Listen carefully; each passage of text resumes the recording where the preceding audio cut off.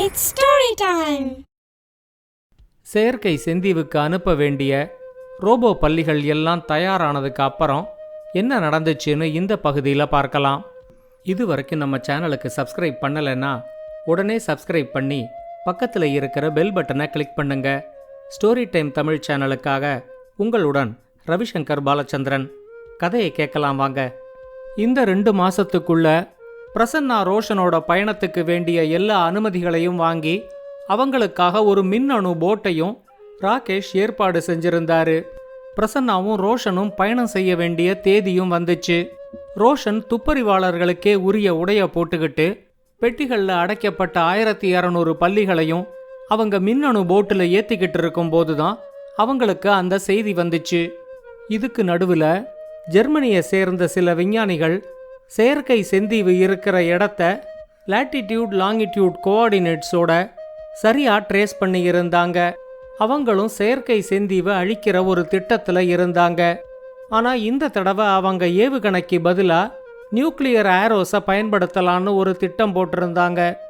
Nuclear ஆரோங்கிறது சிறிய அளவிலான அணு ஆயுதத்தை எடுத்துக்கிட்டு போகிற ஒரு மின் அம்பு. ஒரே நேரத்தில் செயற்கை செந்தீவு மேலே லட்சக்கணக்கான மின் அம்புகளை ஏவறது தான் ஜெர்மனியோட திட்டம். செயற்கை செந்தீவோட வான் பாதுகாப்பு அரண் நீலமேகவல்லி சில 1000 அம்புகளை முடக்காம விட்டாலும் செயற்கை செந்தீவை அழிச்சிட முடியும் அப்படின்னு ஜெர்மனி உறுதியா நம்பிச்சு. இந்த மின்னணு அம்புகளை சரியான பாதையில கொண்டு செலுத்தி செயற்கை செந்தீவு மேல விழ வைக்கிறதுக்கு இந்தியாவோட ரேடார் அமைப்பையும் பல்தேவோட உதவியையும் ஜெர்மனி கேட்டுச்சு. ஏற்கனவே இந்தியா அமெரிக்காவுக்கு இதை மாதிரி உதவ போனப்பதான் சர்வதேச அளவில் இந்தியாவோட பேருக்கு களங்கம் ஏற்பட்டிருந்துச்சு. அது மட்டும் இல்லாமல் சர்வதேச நாடுகளுக்கு நடுவில் இப்போ பல்தேவ் விசாரணையில் இருக்கிற ஒரு கைதி. பல்தேவ் மேலே இன்னும் விசாரணை நடந்துகிட்டு இருக்கு அப்படின்னு உலக நாடுகளை நம்ப வைக்கிறதுக்கு இந்தியா இதை ஒரு வாய்ப்பாக பயன்படுத்திக்கிச்சு. வேற ஒரு விஞ்ஞானியோட தலைமையில் இந்தியாவோட ரேடார் அமைப்புகளை வேணா நீங்கள் பயன்படுத்திக்கங்க, ஆனால் ட்ராஜெக்டரி வேலைக்கு பல்தேவை கொடுக்க முடியாது அப்படின்னு இந்திய அரசு உறுதியாக சொல்லிடுச்சு. ஜெர்மனி ரொம்ப ஏமாற்றத்தோட சரி எங்கள் நாட்டு ரேடாரை வச்சே நாங்கள் பார்த்துக்கிறோம் அப்படின்னு சொல்லிட்டு போயிடுச்சு. ரோஷனும் பிரசன்னாவும் பல்லிகளை தயார் செஞ்ச அதே 2 மாசத்துல செயற்கை செந்தீவில் சர்குணன் ராப்பகலா உக்காந்து வேலை பார்த்து 4 திமிங்கிலங்களையும் அசம்பிள் பண்ணி முடிச்சாரு. அவருக்கு எப்படியாவது ஆர்சி கிட்ட நல்ல பேர் எடுத்து இந்த தீவிலேயே ஒரு வசதியான வாழ்க்கையை அமைச்சுக்கணும் அப்படிங்கிறது தான் எண்ணமாக இருந்துச்சு. ஒவ்வொரு ரோபோ திமிங்கிலமும் ஒரு போர்க்கப்பல் அளவுக்கு பெருசா இருந்துச்சு.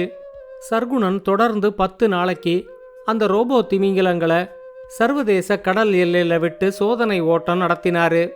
திமிங்கிலங்கள் அவங்க எதிர்பார்த்த மாதிரியே செயல்பட ஆரம்பிச்சுது.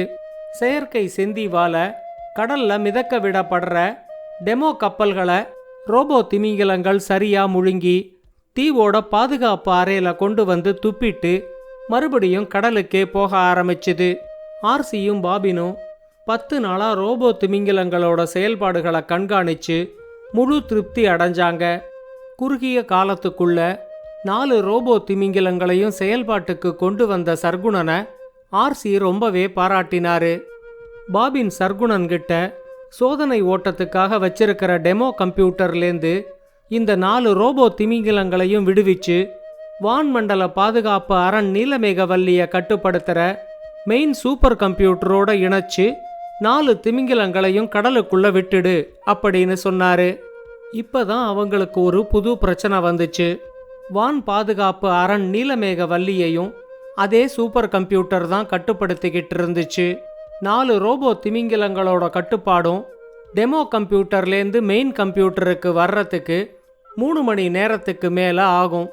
மெயின் சூப்பர் கம்ப்யூட்டரை ஷட் டவுன் பண்ணால் மட்டும்தான் இந்த வேலையை பண்ண முடியும். இன்னும் சரியாக சொல்லணும்னா main super computer shut down ஆகிற அந்த 3 மணி நேரத்தில் வான் பாதுகாப்பு அரண் நீலமேகவல்லியும் ஷட் டவுன் ஆயிடும். நீலமேகவல்லி கட்டுப்படுத்துகிற ஏவுகணைகளும் மிதக்கர வெடிகுண்டுகளும் ரோபோ நீர்மூழ்கி வீரர்களும் இந்த 3 மணி நேரம் முடங்கி போய் கிடப்பாங்க. அதாவது இந்த 3 மணி நேரத்தில் செயற்கை செந்தீவுக்கு கடல் வழியாவும் வான் வழியாவும் மிகப்பெரிய பாதுகாப்பு அச்சுறுத்தல் இருக்கும். இதை எப்படி சமாளிக்கிறது அப்படின்னு ஆர்சி பாபின் கிட்ட கேட்டப்போ பாபின் சொன்னாரு, உலகம் முழுக்க இருக்கிறவங்க என்ன பண்றாங்கன்னு பார்க்கறதுக்கு நம்ம கிட்ட உளவு நட்சத்திரம் பச்சை மாவலி இருக்கு. ஆனா நாம செயற்கை செந்தீவில் என்ன செய்யறோங்கிறத பார்க்கறதுக்கு இந்த உலகத்துக்கிட்ட எந்த ஒரு அமைப்பும் இல்ல.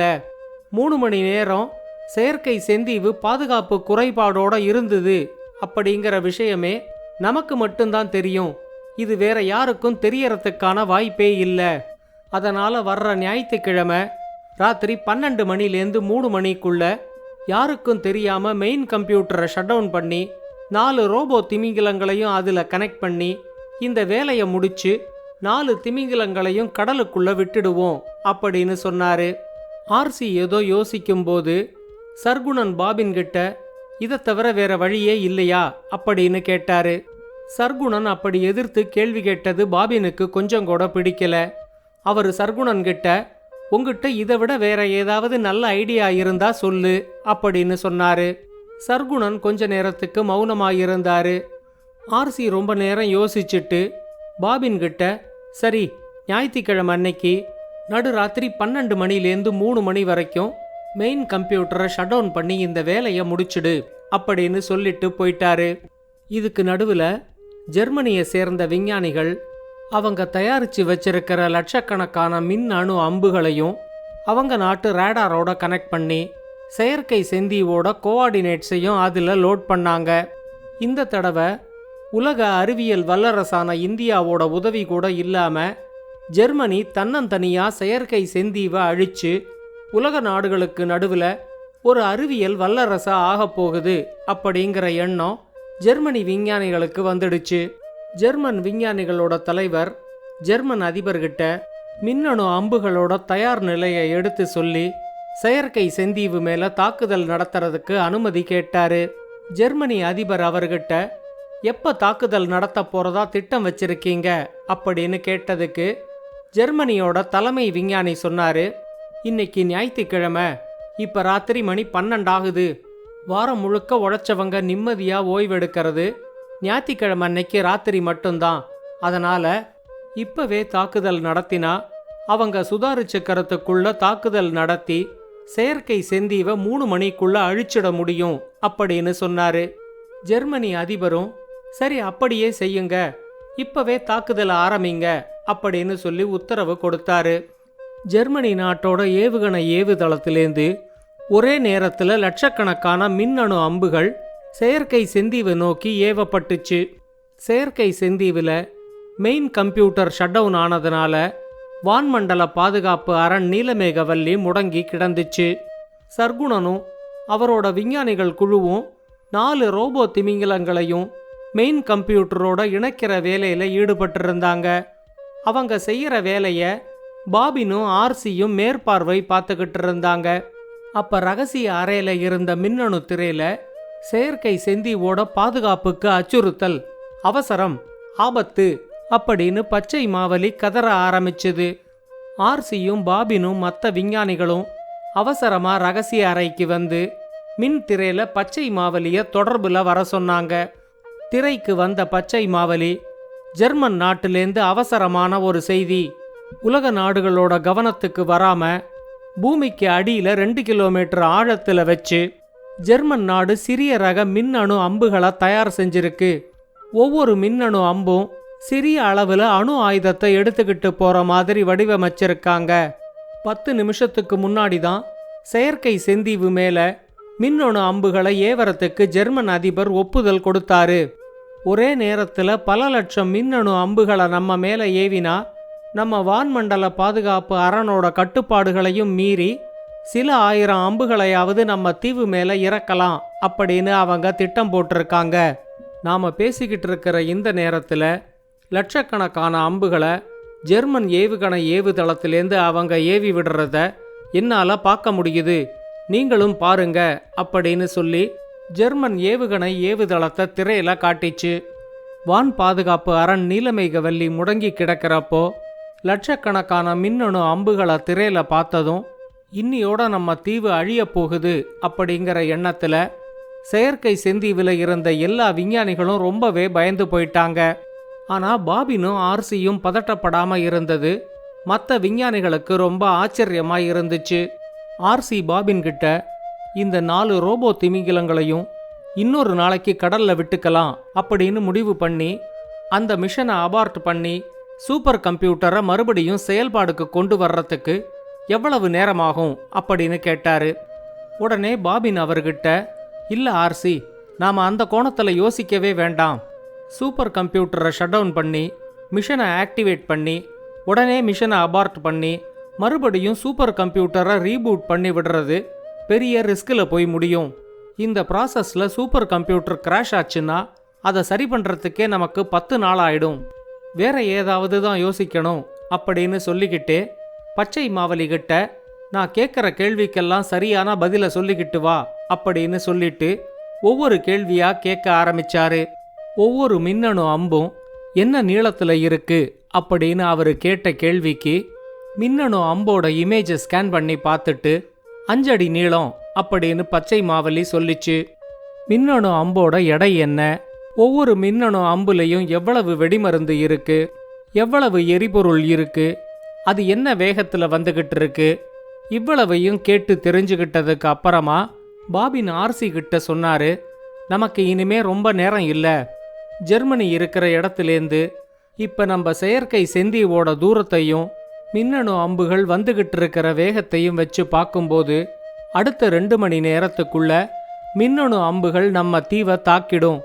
அவங்க அதில் நிரப்பி இருக்கிற வெடிமருந்தோட தன்மையை வச்சு பார்க்கும்போது இந்த தீவில் ஒருத்தர் கூட உயிரோட இருக்கிறதுக்கான வாய்ப்பே இல்லை. இந்த 2 மணி நேரத்துக்குள்ள சூப்பர் கம்ப்யூட்டரை ரீபூட் பண்ணி வான்மண்டல பாதுகாப்பு அரண் நீலமேகவல்லிய முழு வீச்சில் செயல்பட வைக்கவும் முடியாது.